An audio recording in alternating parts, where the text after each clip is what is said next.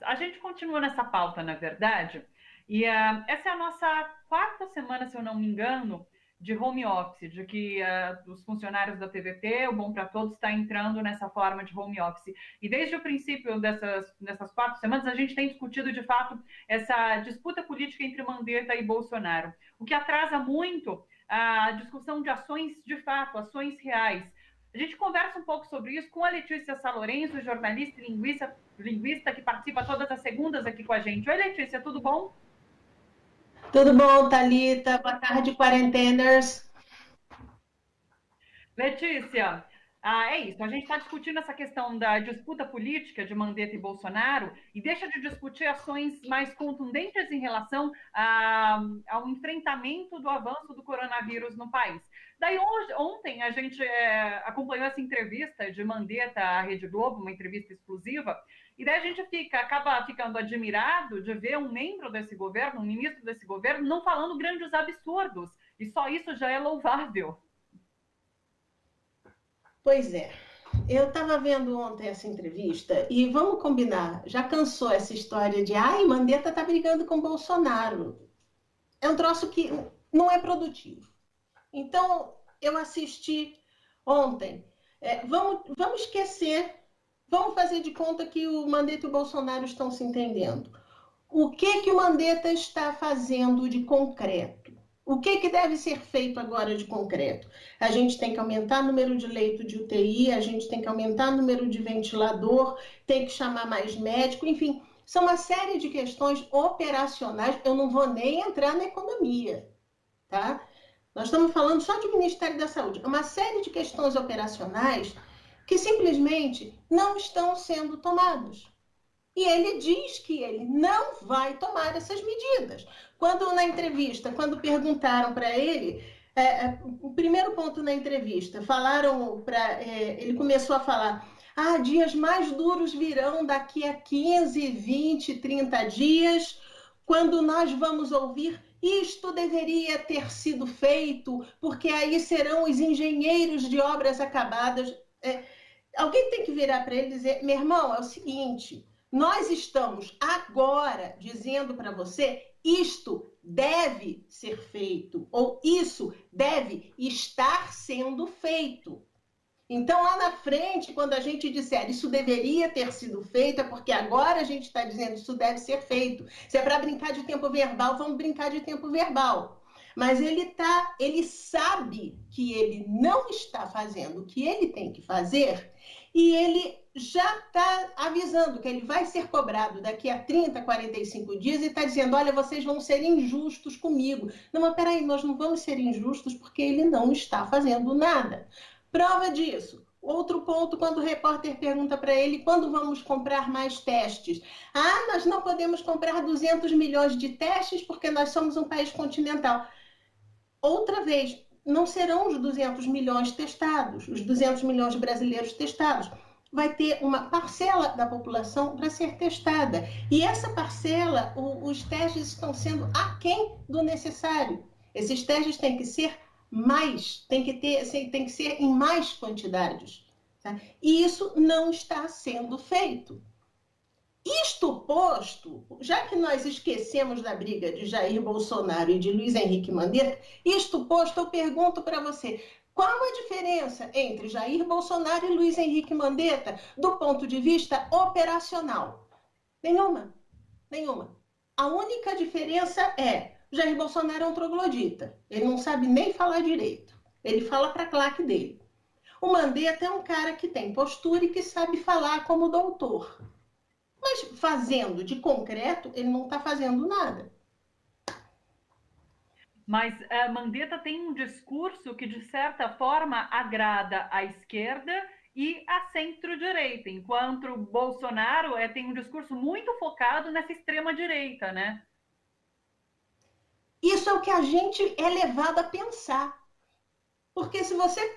Vamos ver direitinho o que está sendo mostrado hoje na grande mídia. De um lado, Bolsonaro, isolado, que ele está dizendo que é só uma gripezinha, que não dá para fazer nada, que todo mundo tem que voltar a trabalhar. Do outro lado, está todo mundo. E todo mundo, aparentemente, diz a mesma coisa, que é tem que ficar isolado, tem que fazer sacrifício, e não vai ter médico para todo mundo. Está todo mundo falando a mesma coisa. Só que dentro desse todo mundo, esse todo mundo que pensa, você vai ter as divisões. Você vai ter esse grupo que, modéstia à parte, como eu estou dizendo, meu irmão, tu não está fazendo nada, não. Vamos trabalhar, bora trabalhar, você tem que fazer. Não consegue trazer ventilador da China, não consegue trazer dos Estados Unidos. Tem um monte de universidade fazendo por 1/10 do custo. Por que você não está entrando em contato com essas universidades? Sabe? São várias. A estrutura do debate, como ela está sendo apresentada na grande mídia, existe um debate, sim, o Bolsonaro fala merda e o resto fala coisa racional. Só que dentro desse resto, se a gente for observar direitinho a coisa racional que o resto está falando, não é bem racional, não. O resto aqui, que tem voz na mídia, está basicamente dizendo de maneira bonita: não vou fazer nada, ou porque não sei, ou porque não quero, ou porque não posso. Mas o discurso é: não vou fazer. E nesse sentido, vou até repetir uma pergunta que eu fiz para o Fernando para você. Você acredita que, de fato, são ambições políticas que fazem com que Mandetta mantenha esse discurso, sem, de fato, fazer nada, mas se colocando como contraponto a Bolsonaro?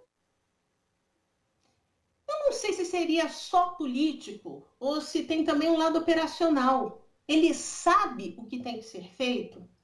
Ele tem noção do que tem que ser feito? Porque nós estamos muito mal acostumados, porque do lado de cá nós temos um Alexandre Padilha e um Arthur Chiora. Ai, é tudo petralha. Ok, é tudo petralha. Mas é gente ligada ao mundo acadêmico, é gente que sabe pensar saúde, que sabe pensar políticas sanitárias. O que o Luiz Henrique Mandetta fez até então? Ele destruiu o SUS, ele vem desmontando o SUS, ele desmontou mais médicos.